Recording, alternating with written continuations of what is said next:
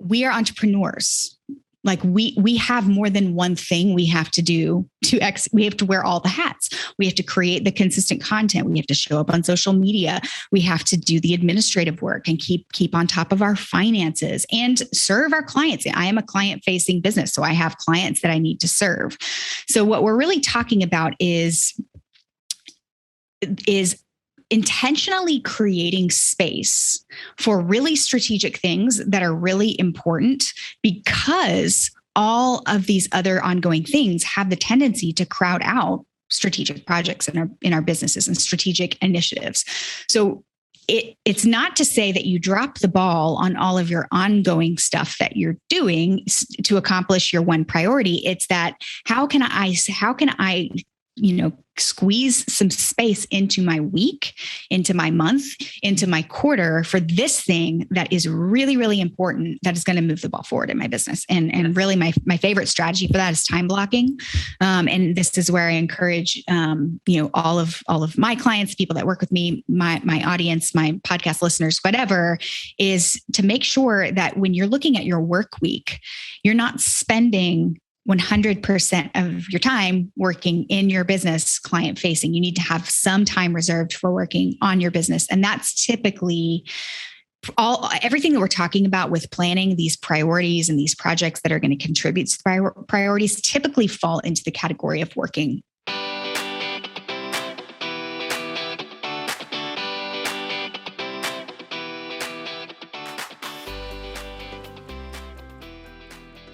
Welcome back to another episode. Friend, it is a Friday when I am recording this, and I am on fire because I just finished a round of interviews that I am so excited for you to hear.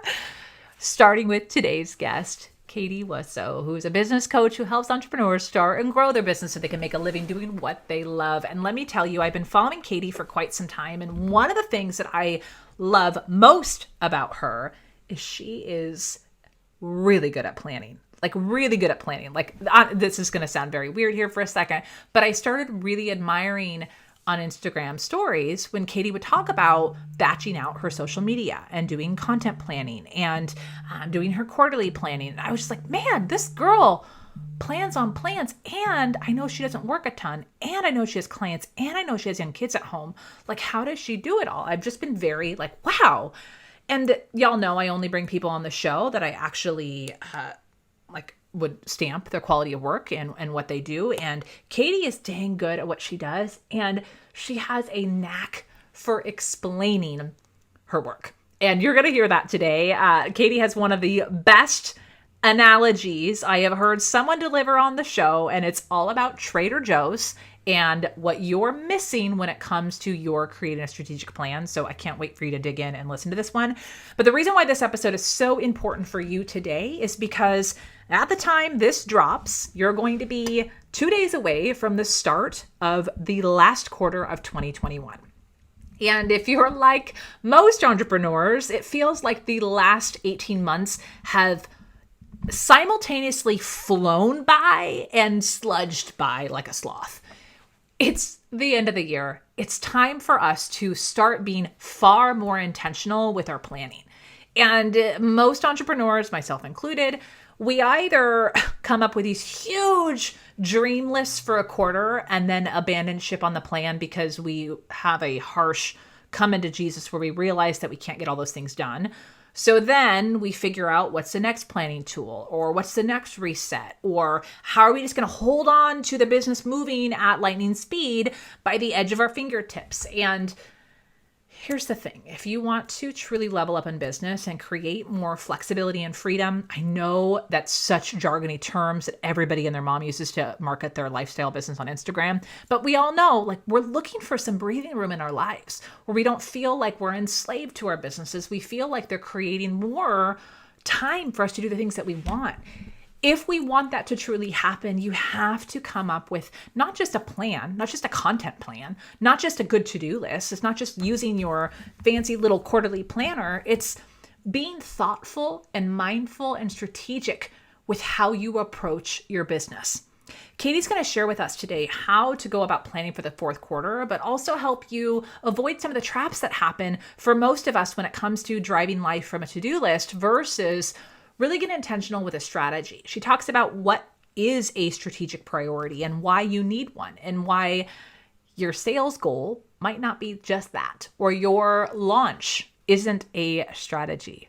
She gives us some filtering questions for us to avoid shiny object syndrome and help us understand where sometimes we are our own worst enemy. As an entrepreneur, we come up with a lot of ideas, which also means that we are the source of the shiny objects distracting us from following through on our plans. So we're going to talk about that. She's also going to share with us some of the mistakes people make when it comes in the planning process, specifically with goal setting and how to avoid them. And of course, as I mentioned, she's going to share with you one dang good analogy around Trader Joe's, which is my favorite grocery store, and why, how right now, the to-do list that you're creating, how it's a little bit like shopping at Trader Joe's, and she's going to tell you a different way to do it that's going to help you find, I think, more ease, but also more outcomes in your business.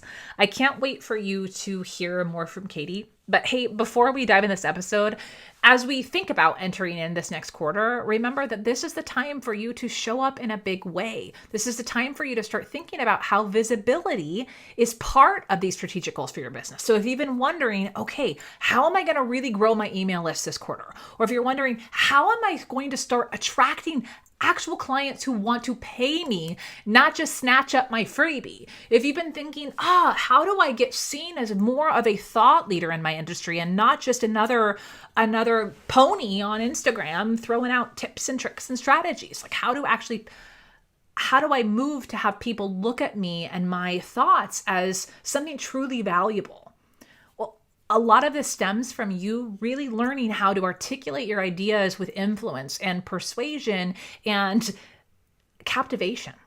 Your voice is your most powerful brand instrument. It's a brand asset that you have. You hear me say this all the time. And my question for you is, if you're sitting here almost to the end of 2021 and you do not feel totally confident in your voice and what you have to say when you show up on guest platforms, knowing that it's not only going to serve your ideal audience, but it's actually going to drive tangible results back in your business, please, for the love of cheese, let me help you with that. That's exactly what we do inside my free training, where I walk you through the recipe to apply to your area of expertise. That's your message, your core message that you should be using when you show up on guest stages and on your stages on repeat, so that you actually attract business into your world. If you want to learn how to do that and how to step into a more confident version of you, head on over to heathersager.com/speak. And I will teach you a formula that you can use that will help you show up with confidence,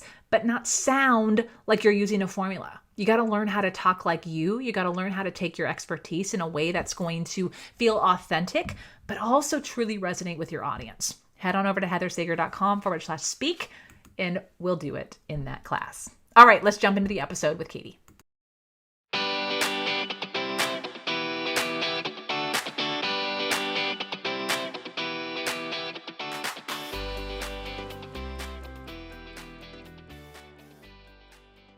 All right, friends. Well, welcome back to another episode. I am thrilled to have Katie here. Welcome to the show, my dear. Thank you so much for having me. This is great. This is like swapsies. I had the pleasure of being on your show here this last month, and now you get to be on mine. So I love a good podcast swap, right?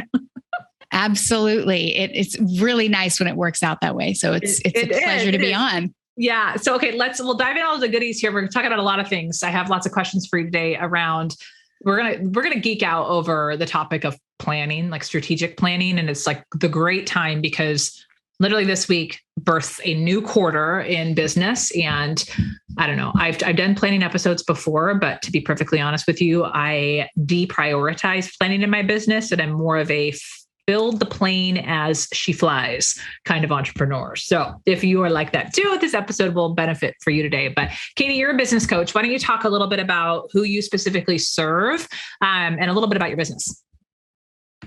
Yeah, well, I love this topic. It's really the focus of my business is helping creative entrepreneurs, including service-based entrepreneurs like graphic designers and interior designers, photographers, and also coaches and influencer thought leader types. I help them create a real plan around what they're doing in their business that is strategic, that is focused, that is well thought out, and most importantly, actionable. So many people, they are kind of winging it in what they're doing in their business. And because of that, aren't necessarily getting the results that they really need to make a full-time, a real living doing what they love to do. And so that's what I help people do. Okay. I love that. And I love that you bring up this idea enough for them to sustain a living in what they do. Because I mean, just going here for a second, I think it's really easy as an entrepreneur when it's going to sound bad, when you stumble into success, right? And what I mean by that is we don't necessarily stumble into it. We do things that cause our success, but a lot of entrepreneurs don't know how to replicate that. How do they actually do it over and over again? And that's kind of what you're talking about here is how do you do it on repeat? So I'm curious, why do you think so many people have this love-hate relationship with the idea of planning? I think there's so many different reasons why, and personality definitely comes into play. I think there are a lot of people that have a sort of fatalistic mindset around planning, which is like, why plan if nothing ever works out the way you think it's going to? They think like, I'm going to sit down, I'm going to make this plan for my business. It's going to be great. And then we're going to have a pandemic, or my kids are going to get sick, or something is going to happen that's going to derail me. And it's just going to become another source of frustration in my life and in my business. And so why bother? So there's that piece. I think there are a lot of people that question their ability to follow through with a plan. And you see this a lot. There's a lot of people that would really love to get farther out ahead of their blog or their content or whatever sort of things they need to be producing consistently. There's people that would love to get 4 weeks ahead, but they struggle to actually follow through and execute the plans that they've made. So I think there's a little bit of, I'm not really actually going to be able to do it, so I'm not going to bother. And then there's the challenge of time. Planning is a different animal than sitting down at your computer and doing tasks and doing projects and doing client work.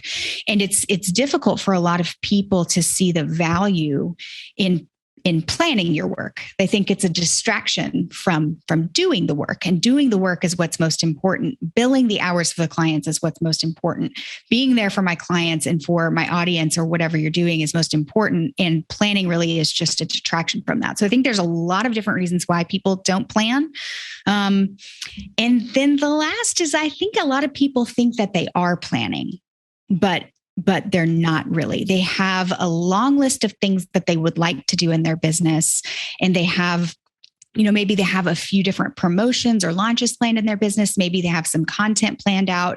And then they think that is a business plan. But in fact, it's just a collection of tasks and projects, not an actual plan for the business.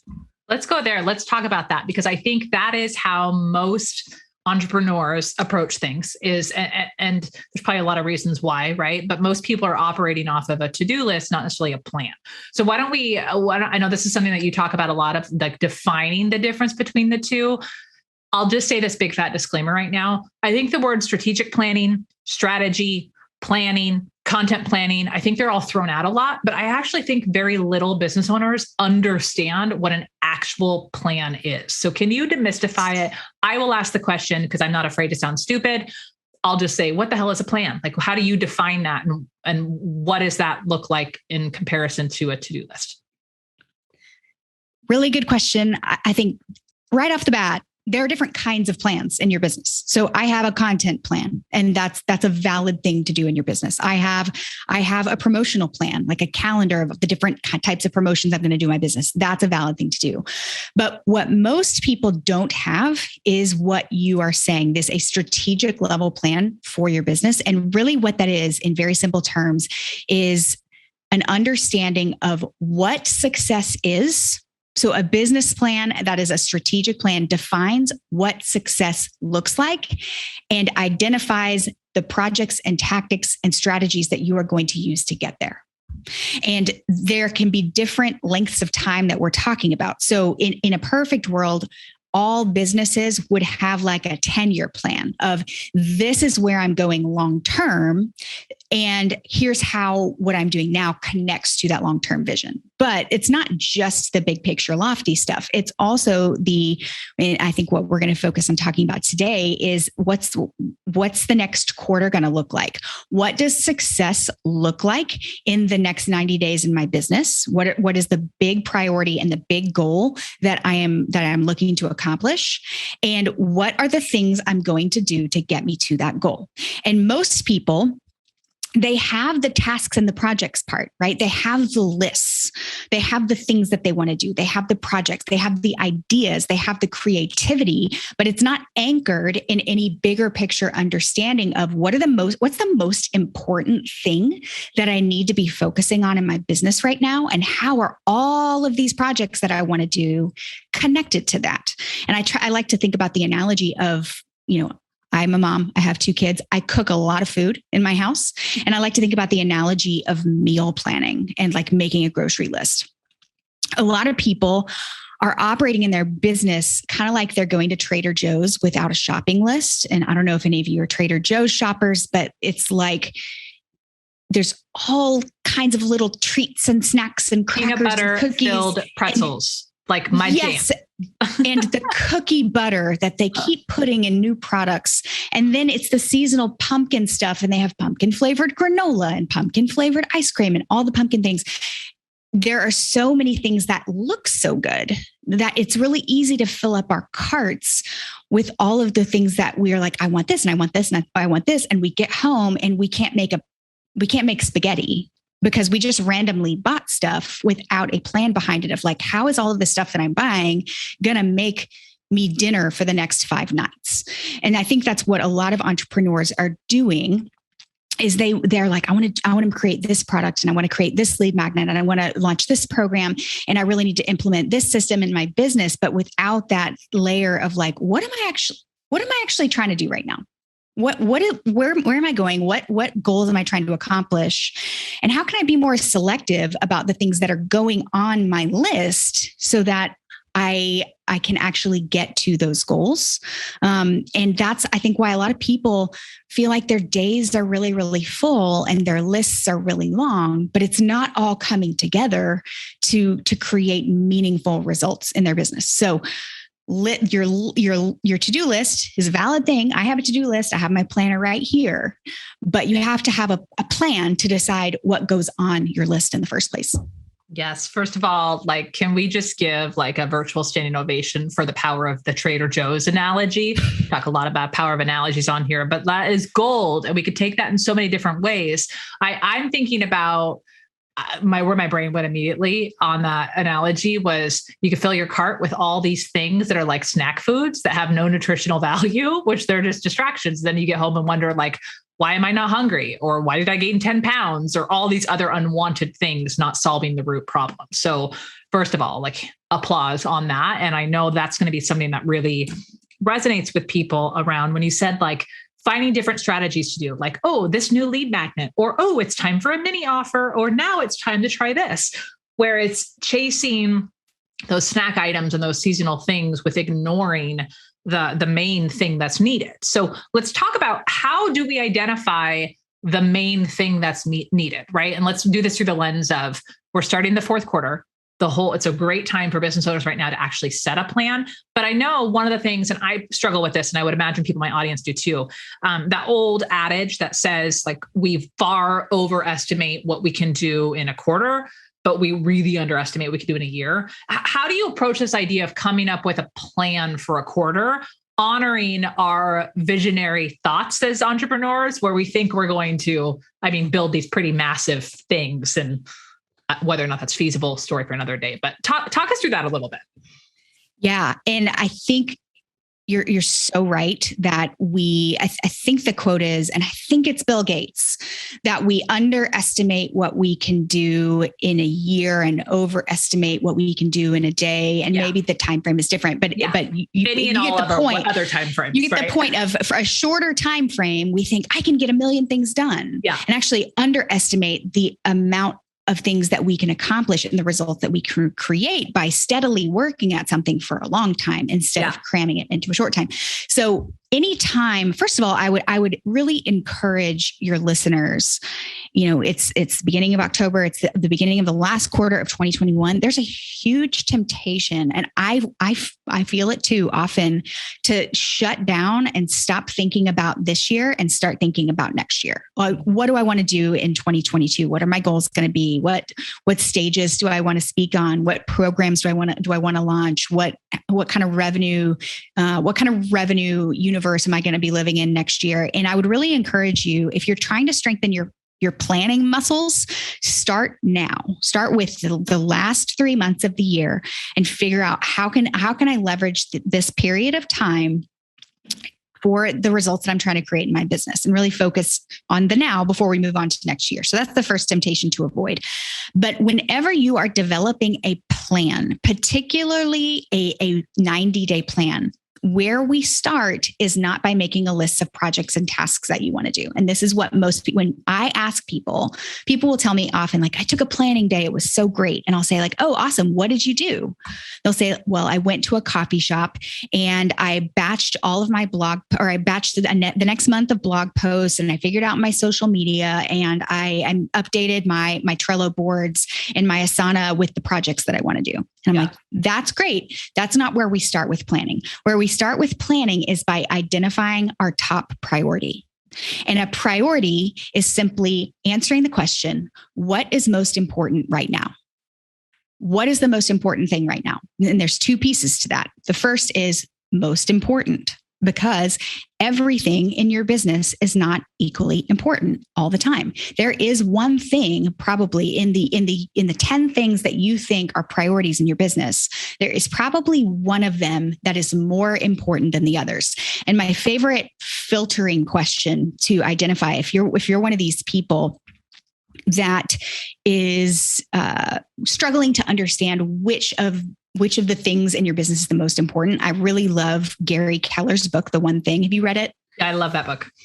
Yeah. So he says, basically, if you're struggling to identify the top priority, ask yourself the question, what is the one thing that if this one thing was fixed, if this one thing was resolved, if this one problem went away, that it would make all of those other things that you think are a priority easier or unnecessary? And so I think that's a really helpful question. So if you have 5 things that you think are important, what's the one thing that's going to make all the other things better? Yeah.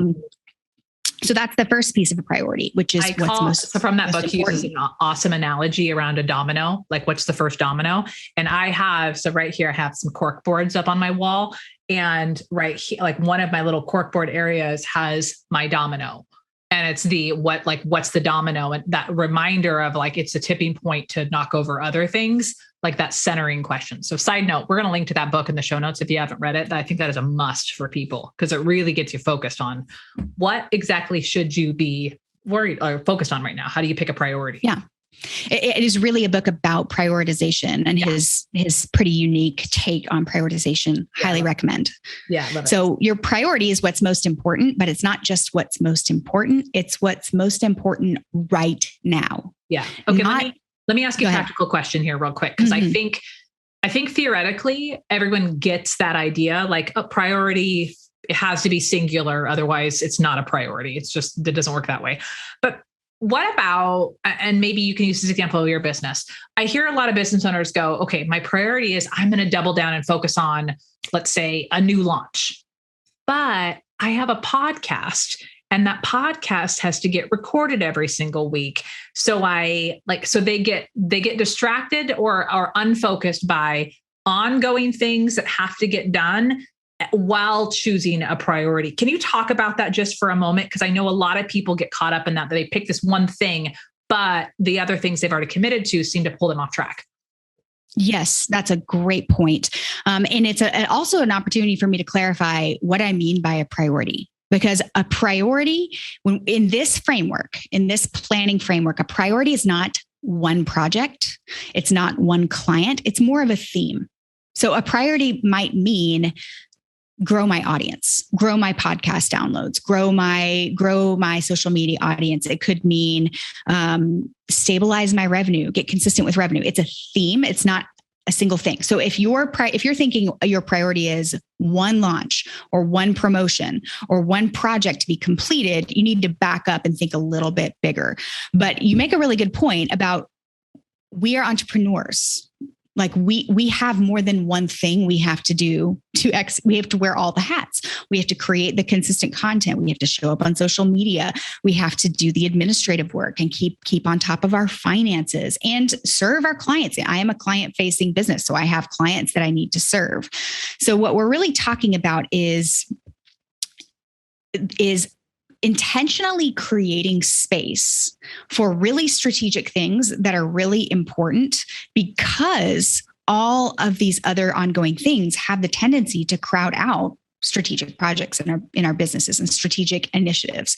So it's not to say that you drop the ball on all of your ongoing stuff that you're doing to accomplish your one priority. It's that how can I squeeze some space into my week, into my month, into my quarter for this thing that is really, really important, that is going to move the ball forward in my business. And really my favorite strategy for that is time blocking. And this is where I encourage, all of my clients, people that work with me, my audience, my podcast listeners, whatever, is to make sure that when you're looking at your work week, you're not spending 100% of your time working in your business, client facing. You need to have some time reserved for working on your business. And that's typically everything that we're talking about with planning these priorities and these projects that are going to contribute to priorities typically fall into the category of working on your business, not in it. Yeah. Okay. I love that you describe that in a way that other things are going to happen, but it's intentionally carving out space for a more strategic focus. So for your main people that you work with, creative entrepreneurs, service-based providers, coaches, do those priorities, do you typically find there's themes that people choose? It's audience growth. It's sales. I love that you mentioned stabilizing sales. I thought that was a really insightful lens that many people probably need to look at. But are there some trends? Like if somebody's listening going, what should my priority be? I don't really love the term should, but if they were trying to figure out, if I had to pick off a Cheesecake Factory menu, what are some of the things that they would be like choosing from? Yeah, there are definitely some patterns and some trends that are common based on where the person is in business. So people that are in the early stages of their business might be focusing on, I need better systems in my business. I need better systems so that I can serve more clients more effectively. Or they might say, I need to make more money. Like it can be as simple as that. I have got to pay myself consistently from this business. I need to be making more money. It could be, streamlining. There are people that, when we start our businesses, we do a lot of different things. We're the yes person. We say yes to everything. And then there comes a time where you need to streamline your offers and focus on one or two signature offers. So there's some themes on that front. And then when people are more established in business, they have their revenue is more consistent, their workload is more consistent. That's when they might start working on something like, I need to build my team, or I need to focus on leadership, or I need to grow my audience. I need to improve my thought leadership. There's a lot of different themes that you can focus on, and there definitely tend to be trends based on the overall stage of growth of the business. Yeah. Okay. I love that. Thank you for fulfilling the Cheesecake Factory menu. Okay. So let's say we pick the theme, right? We pick the strategic priority. What's next? How do you help people or how do you recommend they move from, okay, I've identified that priority. How do we now put it in a plan? Yeah, absolutely. So the first thing we need to do is make that priority a little bit more specific, because remember, the priority is necessarily thematic. It's a theme, it's broad, and it's a little bit vague. And so what we need to do is take the next step of turning that priority into a specific outcome-oriented goal. So for example, one of my priorities for this quarter is to grow my audience. And so I might translate that into a specific goal of, I want to hit a certain number of downloads for my podcast, or I might create a goal to say, I want to book 5 podcast interviews this quarter so that I can get in front of other people's audiences and grow my audience that way. So it's translating your priority into a specific goal that is going to be your North Star for your plan. And does it have to be just one specific outcome, or like you just mentioned a couple, if growing your audience is there, could you have guest like podcast appearances and other things, or does that make it more convoluted? You definitely could. If you're just getting started with this, I would recommend just sticking with one main goal for the quarter, because the idea is to simplify and focus your business, because that's what most people don't have, is they don't have a focus. They're trying to do everything. So you might do both, right? You might improve your downloads and also book 4 interviews. But the idea is you want one outcome-oriented goal that you can really use to measure the success of your priority. So it's really answering the question, like, how will I know that I've resolved this priority in the next 90 days? How will I know? And the answer needs to be an unambiguous yes or no. And this is where a lot of people have complicated relationships with goals for a lot of different reasons. That could be it could be a totally separate podcast, is like mindset issues around goal setting. But the mistake that most people make is they make their goals too small and their to-do lists huge. They're like, I want to, they have these like tiny, unambitious goals of like, I want to do Instagram stories 3 times a week. And then they have a to-do list that's 9 pages long. And so what we want to do is flip that. We want our goals to give us a little bit of a push, right? To give us a little bit of a stretch, to challenge us to create better outcomes in our business. And then we want to be extremely picky about what actions that we commit to in order to achieve those goals. Okay. I love this approach. That's like such a beautiful way to put it, of like how we need to invert those two things. I'm curious how do you help people fend off that pesky, but what about this piece? And for example, let's use the example that you said, right? So let's say the goal is, I want to grow my list and I'm going to focus on podcast downloads for that.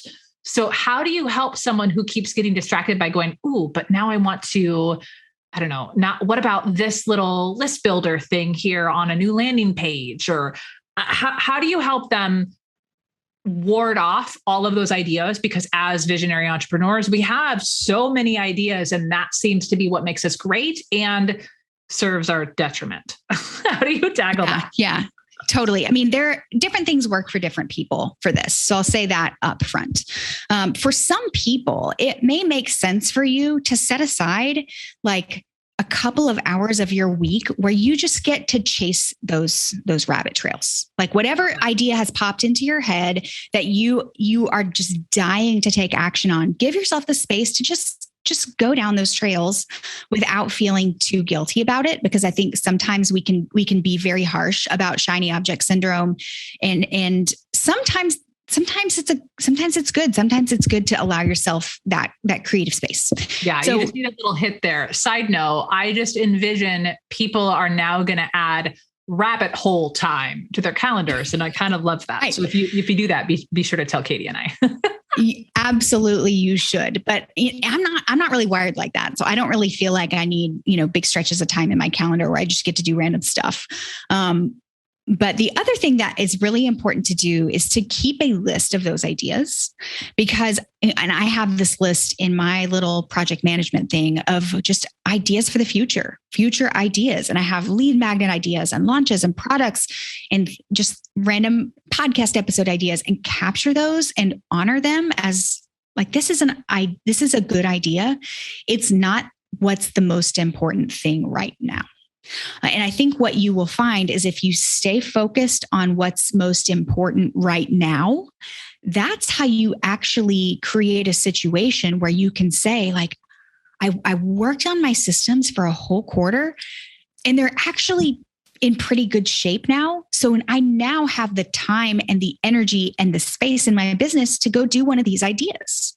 But if you're just constantly chasing the ideas and chasing the things that pop into your head, it's a cycle where you never really have the time, the space to pursue the ideas because you don't have the basic things in place. And so just keep a list give yourself creative time if that's something you know you really need. But also, I would challenge people to get really, really good at questioning yourself. So if you are a person that's like, oh, I've got to create a tripwire product, right? Like that's one of these things where we're like, gosh, if I don't have a $27 product in my business, then my business is going to fail. And that's where I think you need to get good at asking yourself the question, is that really important right now? And if I divert my attention away from what I have already decided is most important, what's that going to mean? So let's say, and I had a client last year. It was last year. And she came to me and she was beat down and really discouraged because she did the shiny object thing for like a year in her business. She created so many different products and so many different funnels and all of these different random pages on her website. And it just wasn't coming together to produce a business that made her money. And so she was exhausted and beat down and ready to quit. So what we had to do is take a step back and say, like, what is going to make you money the fastest? And let's put you on the fastest track to that instead of fiddling around with all of these different things that aren't actually producing results.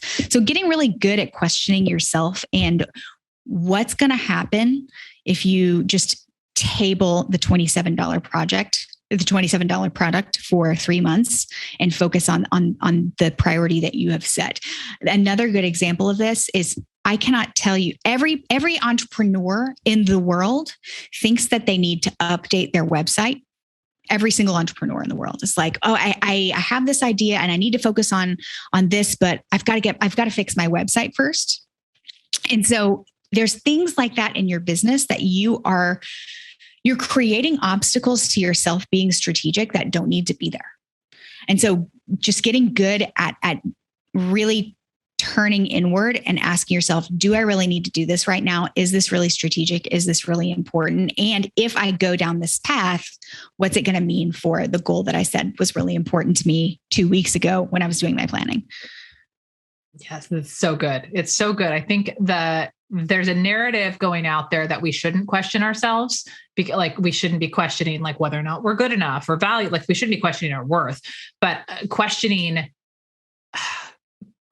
the ideas, not in a way of are they dumb, but questioning, are they right for right now? I think that's just such a really powerful, it's almost like self-coaching. It's just such a powerful thing. That's one of those things that I think a lot of people do that when they have a team, right? When you verbalize and think through things out loud, but they forget to do that when they're working on their own. So what a really powerful insight you just shared there. Yeah. And I think we have to get better. And this is something I've been working with a couple of my clients on lately, is we have to get better at letting. A lot of us are like, an idea pops into your head and you feel like you have to do it right now. Getting better at saving things for later is really, really important, because you might actually, there are things on the back end of my business that I actually do need to fix. I actually do need to go back into my welcome sequence and make sure everything still makes sense. I actually do need to evaluate all of my different sales funnels and make sure everything is still working and not broken and it's fresh. Those things matter, but I can't do them right now. I'm one person and I have a VA that works like 5 hours a week. There are very real constraints to the amount of work that I can produce. And the whole point of having a plan is to channel your very limited time and resources. Because guess what? Even if you have a team, that team still has limitations, right? We are all limited with the time and resources that we have. We have to channel them into the most important things. We just have to. That's not actually an option. We have to do that. And so just recognizing our own limitations and being honest about them is really important. And then you'll start to realize, like, if I chase this rabbit down that trail, it's going to mean I'm actually ignoring this more important thing. And that's going to hurt my business. It's going to hurt my clients. It's going to hurt my results. Yeah. Okay. I love that method of thinking. So let's apply this to the fourth quarter. Making it timely now. People are approaching this and maybe they've already started brainstorming what am I going to focus on this quarter? They're starting to think about, how do I develop my plan? What's just some of the basic tip, not basic as undermining it, but what are some of the simple things that business owners listening can do to start off the quarter in a smart way? Yeah. So the first thing that I would do is set aside a 4-hour stretch of time where you're going to plan. Like set aside a half day where you can plan as soon as possible. Cause this is coming out at the beginning of the quarter. We kind of need to get a plan in place before we can execute it for the rest of the year. So give yourself a 4-hour stretch of time. And the first 2 hours, what you're going to do is something fun and refreshing that doesn't have anything to do with your business. Go to a museum, go read a book, go on a hike, go have lunch with a friend, go do something that is going to be life-giving for you and energizing for you, and also separate you a little bit from the day-to-day grind of running a business, because that's what's so difficult. It's so hard to make these decisions when you're in it, right? To see what the most important priority is when you are in the grind. So we have to separate ourselves a little bit from the grind. And you don't have to go to a monastery for 3 days in order to do that. You just need a little bit of time, a little bit of space to clear your head. And then for that second 2 hours, you're going to do the first two things that I've shared, which are set a priority for the next 90 days.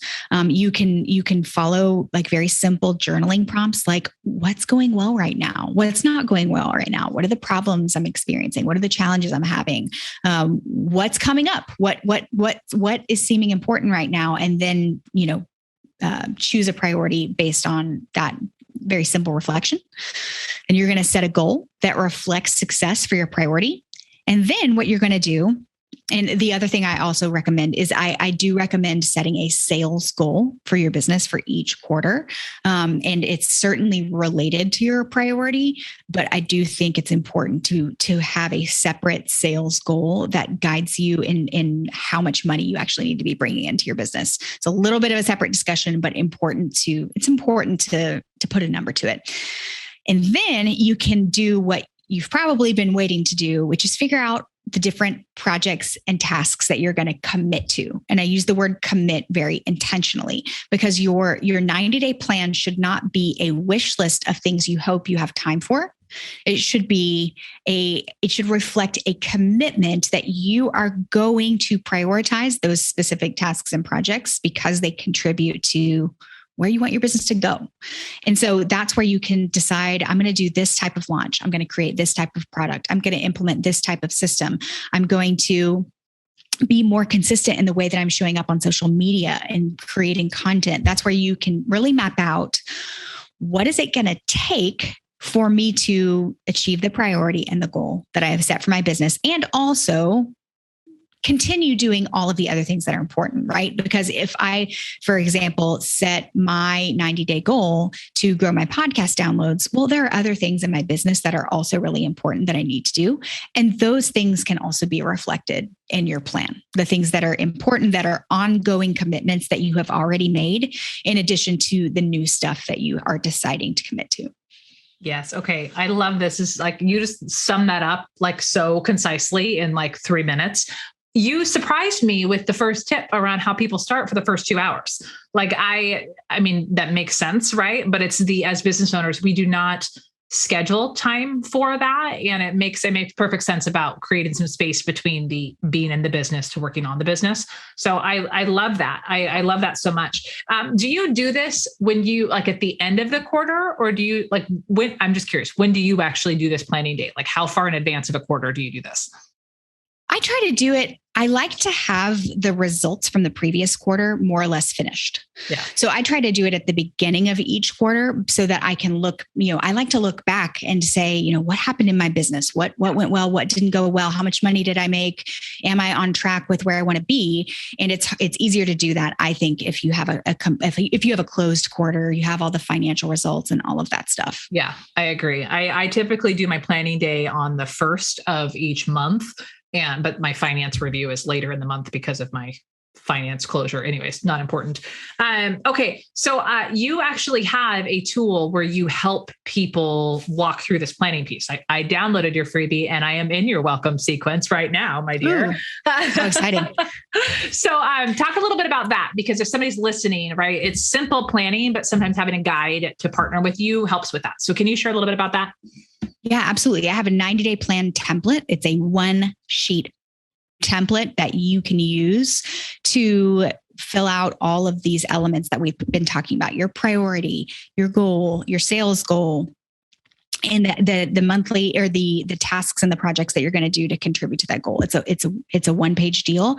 I'm actually in the process. By the time your listeners get this, I will have released a workshop and a workbook that accompanies the free template. And it's going to be, it's a low cost deal. But if you feel like you need a little bit more help figuring out how the heck because one thing to have a template, right? It's another thing to decide what goes on the template. And if you feel like you need that support to really learn how to be strategic, there's that resource as well. But you can get the free template at katiewussow.com/plan.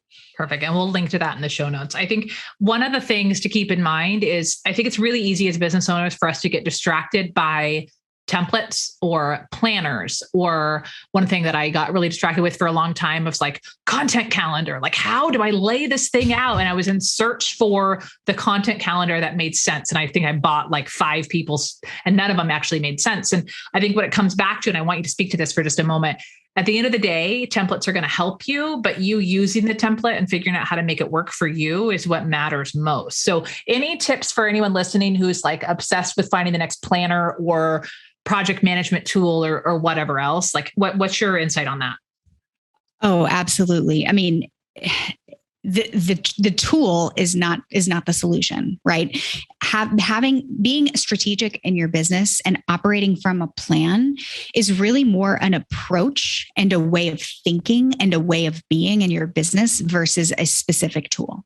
I have clients that use all different kinds of planners, clients that use all different kinds of project management software, all different kinds of everything, because those things are very, very specific to the preferences of the person, right? Yeah. And it doesn't really matter. What matters is you learning how to decide what you're doing. You learning how to set the direction for your business and then decide what things that you're going to do to keep going in that direction. And this is where I think a lot of people are really struggling because they're taking courses and they're doing programs and they're doing all kinds of things that they think are going to tell them what to do. They're like, if I enroll in this person's program, this person is going to give me step A, step B, step C, step D to having a profitable business. And I'm a coach. So I am a big fan of coaching. I'm a big fan of education. I'm a big fan of like getting all the resources you can get your hands on. But at the end of the day, it's up to you as the business owner to decide how to pull together all of the different resources and tools and projects and initiatives that you're doing in your business to make sense together. And so that's really what I try to help people with, is help people learn how to be in the driver's seat of their own business and decide, where's this bus going? How am I going to get there? And how do I need to keep taking those steps forward? Yes. This is so good. And it's something that I see you do. Like, you do really good on Instagram. I follow you and stalk you. You know, we chat all the time on Instagram, but you do this in your stories. You actually show people a peek behind the curtain of how this shows up for you, how you use your planners to work for you, how you work with your clients. So side note, anyone listening who's on Instagram, follow Katie. She'll be tagged on everything when we release this. But just watching how she approaches it, you'll pick up a lot of really good tips to figure out your style there. So Instagram, favorite place to hang out. That's your favorite platform, right? Pretty much my only platform. Okay. Well. Okay. So if you look for me elsewhere, you might not find me. Okay. And so I want to wrap it up with this. I would not be doing my job if I didn't end the discussion of us talking about, let's pivot a little bit, around the power of your voice as an entrepreneur. You and I were voice chatting on Instagram a couple months ago, how we both have this similar approach where we're kind of protective around the kinds of people we bring on our podcast, because it's a platform that we're endorsing other people. And for you, your voice is such an incredible asset for you to be able to help and serve your clients. I'm curious, when you think about you showing up and using your voice, like, how does it show up in your business? And what advice do you have for business owners who are maybe being hesitant for using their voice in a bigger way? It really has been an evolution, because when I first started, I never really from the outset wanted to be a personal brand.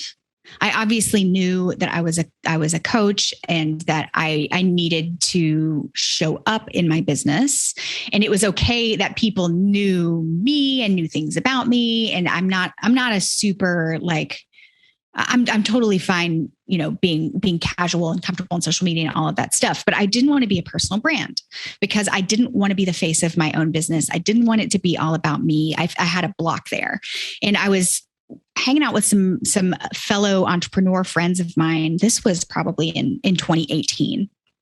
And they were telling me how much they liked it when I shared stuff about being a working mom. And I really didn't share that much stuff about being a working mom at that time, because again, I was trying to be all polished and all strategic and all like, only business content is going to be found here. And I was trying to be very focused with what I was sharing. And I was like, oh, well, I'm glad to hear that. But, I am always a little bit hesitant to share, because I don't want my brand to be all about me. And my friend Laura was like, I mean, yeah, but your business is based on giving people advice. That's your business. So if people don't know you as a person, they're going to have a hard time trusting the advice that you're giving. And that really represented a big shift for me of leaning into being a personal brand. And yes, still having boundaries and still, maintaining my privacy as a person, and still being really strategic and focused about the information, the content that I'm sharing. But that's when I got a lot more intentional about talking about using my voice and showing up and talking about who I am as a person and why I think the way that I do about business, and sharing about my faith, which drives, everything that I do.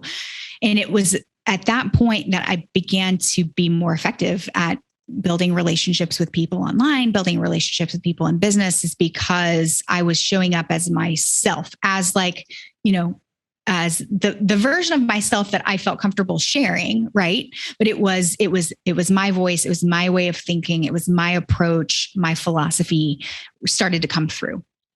I love that. I think it's that block that a lot of people have is, I don't want to make it about me, right? Where we don't want it to be like the Heather show or the Katie show or whatever that is. But sometimes it's being more of you and talking about those weird, quirky things about yourself or what's happening. It actually puts a guard down for other people, for them to be more of themselves, or them to raise their hand and be like, oh my gosh, we're actually pretty similar in that way, or this happened to me. Sharing more of yourself actually makes it less about you and invites more people to participate in what it is that you do. So beautiful. I love that. Okay. Katie, I could talk to you for the whole next hour, but let's wrap it up, because I got another interview, and you probably have things on your to-do list today that are a priority. So I have a pie in my fridge that I need to top with whipped cream. So that's what I'm going to. Sounds like something I wish was on my to-do list. Oh my gosh, I love it. Thank you so much for being here. I'm sure everyone loved this episode. Be sure to check Katie out on Instagram and grab that free template she talked about. I'll put everything in the show notes, and we will see you on the next episode.